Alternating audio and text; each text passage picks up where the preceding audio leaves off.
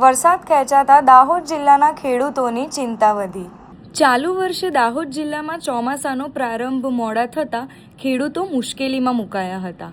મોડા વરસાદ આવતા ખેડૂતોએ વાવણી શરૂ કરી હતી। ત્યારબાદ વરસાદ ખેંચાતા વાવણી નિષ્ફળ થઈ ગઈ હતી। ફરી વખત વાવણી લાયક વરસાદ થતાં ખેડૂતોએ મોંઘા ભાવની બિયારણ લાવી ફરીથી વાવણી કરી, પરંતુ છેલ્લા 12 દિવસથી વરસાદ જ નથી, જેના કારણે ખેડૂતોને બીજી વખતની વાવણી પણ નિષ્ફળ જાય તેવી સંભાવના થઈ રહી છે, જેના પગલે દાહોદ જિલ્લામાં ખેડૂતોની ચિંતામાં વધારો જોવા મળી રહ્યો છે।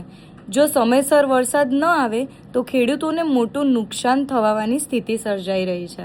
હવે વરસાદ આ ચોમાસામાં લેટ આવ્યો અને વરસાદ મોડો બી આવ્યો અને પછી વરસાદ પડ્યો એટલે વાવેતર કરી બી દીધું અને વાવેતર કર્યા પછી ફરી વરસાદ બંધ થઈ ગયો એટલે એ જે વાવેતર કરેલું એ નિષ્ફળ ગયું એટલે બીજી વારનું ફરી વાવેતર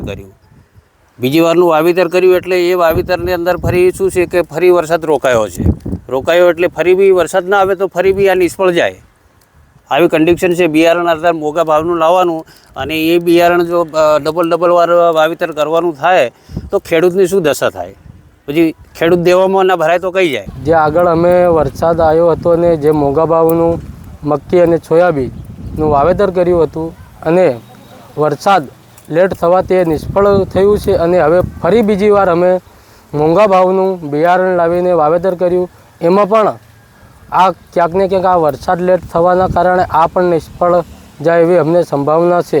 વરસાદ આવ્યો તો ફરી વાવણી કરી, ફરી જાતો રહ્યો તો વાવણી ફેલ ગઈ છે। ફેલમાં ગઈ તો ફરી અમારે નુકસાન જાય, ફરીથી ઓરવું પડ્યું એટલે ફરી પડે તો આવે ફરી ઓરવું એટલે ફરી આવશે, વરસાદ નહીં આવે તો ફરી નુકસાન જાય ને, નુકસાન અમારે લેવું પડે બધું છે।